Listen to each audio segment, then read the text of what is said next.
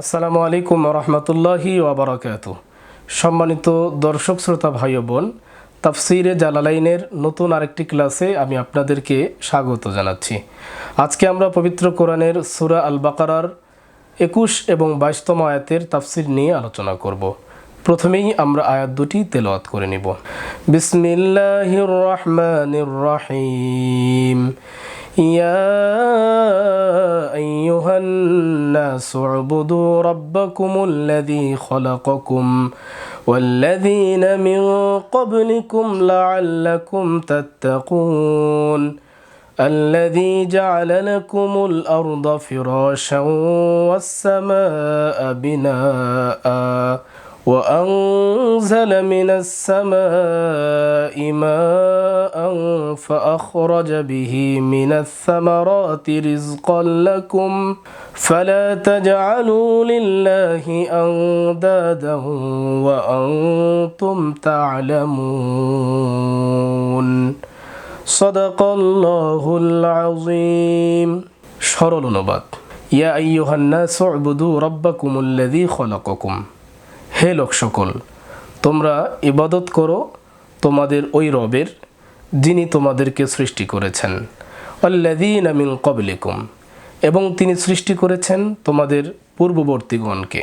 লাআল্লাকুম তাত্তাকুন, যাতে করে তোমরা তাকওয়া অবলম্বন করতে পারো।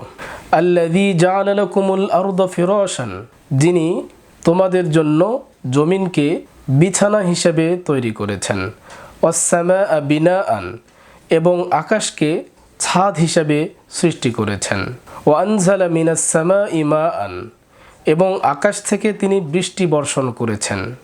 ফাআখরাজা বিহি মিনাস সামারাতি রিজকাল লাকুম, এবং তোমাদের জীবিকা হিসাবে এই বৃষ্টির দ্বারা তোমাদের জন্য বিভিন্ন রকমের ফলমূল তৈরি করেছেন। ফালা তাজআলু লিল্লাহি আনদাদান, সুতরাং তোমরা আল্লাহর সাথে কাউকে শরীক সাব্যস্ত করো না। ওয়ান্তুম তা'লামুন, এমন অবস্থায় যে তোমরা সব কিছু জানো।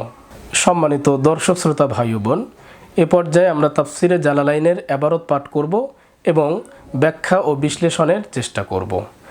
ইয়া আইয়ুহান নাসু, হে লোক সকল। আই ইয়া আহলা মাক্কাতা, হে মক্কাবাসী।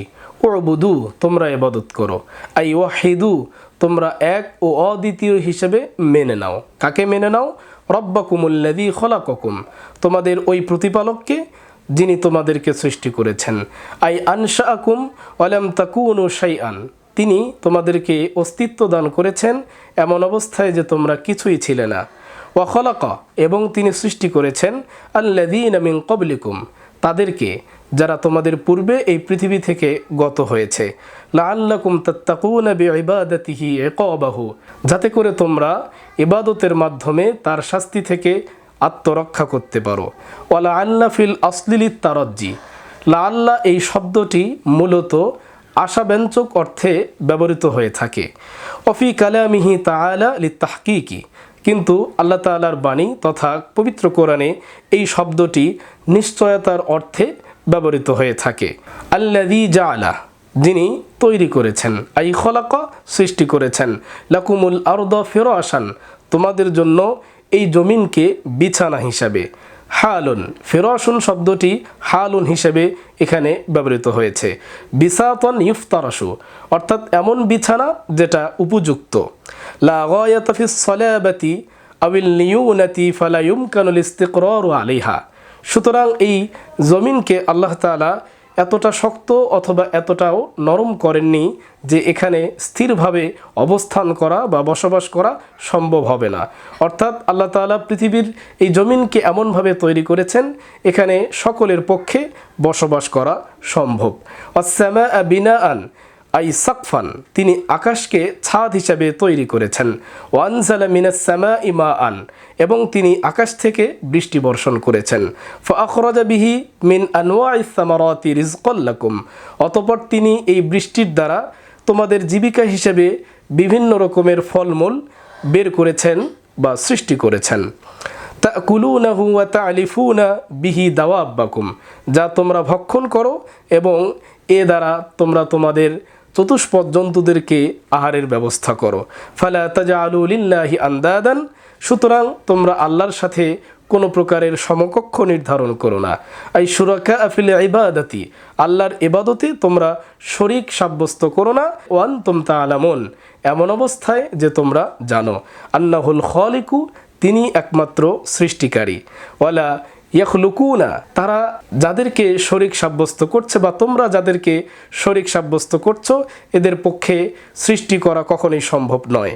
ওয়ালা ইয়াকুনু ইলাহান ইল্লা মান ইয়াখলুকু, আর যিনি সৃষ্টি করতে পারেন তিনি কেবলমাত্র ইলাহ বা উপাস্য হওয়ার উপযুক্ত, তিনি ছাড়া অন্য কেউ উপাস্য হওয়ার কখনোই উপযুক্ত হতে পারে না।